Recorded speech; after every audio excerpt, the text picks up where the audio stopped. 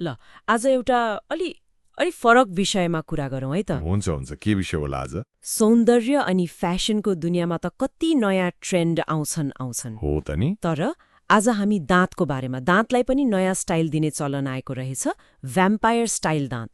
ए हो र, vampire style त्यो कस्तो हुन्छ? हामीले चाबो हिलको इजी डेन्टलबाट पाएको जानकारी हेर्दै थियौँ। उहाँहरूले यस्तो सेवा दिनुहुँदो रहेछ। आउनुहोस् यसमा अलिक गहिरिएर हेरौँ न। सुरुमा त यो भ्याम्पायर स्टाइल भनेको के हो त? नामै काफी छ जस्तो छ। हो नि, खास गरी युवाहरूमा अलि चलेको रे यो मुखको साइडतिरको दाँत हुन्छ नि, क्यानाइन दाँत।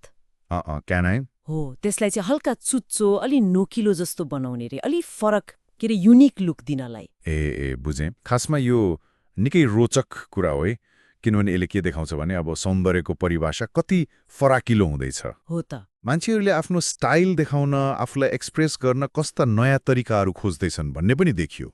पहिले डेन्टल भनेको त कि दाँत किराले खायो, कि मिलाउनु पर्यो, कि सेतो बनाउनु पर्यो भन्ने थियो होइन? त्यस्तै त हो नि, स्वास्थ्यमै बढी केन्द्रित हो। तर अब यस्तो कस्मेटिक मोडिफिकेसनतिर पनि गयो।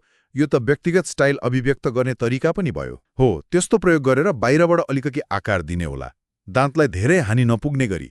अस्थायी रूपमा लगाउन मिल्ने, मतलब रिमुभेबल पनि बनाउन मिल्छ रे। ओहो, त्यो त झन् राम्रो भयो त। हो नि, भनेपछि कसैलाई सधैँका लागि चाहिएन, तर कुनै पार्टीको लागि वा केही समयको लागि मात्रै यस्तो स्टाइल चाहियो भने पनि सम्भव रहेछ। सेवा दिने ठाउँमध्ये एक चाबो हिलको इजी डेन्टलले दिइरहेको छ भन्यौं।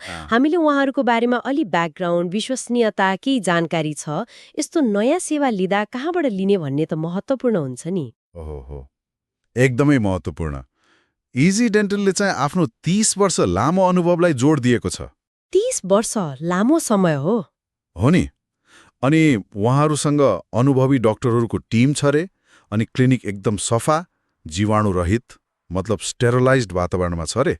अनि अर्को कुरा, डेन्टल उपचारका लागि चाहिने नयाँ अत्याधुनिक प्रविधिहरू पनि छन् रे।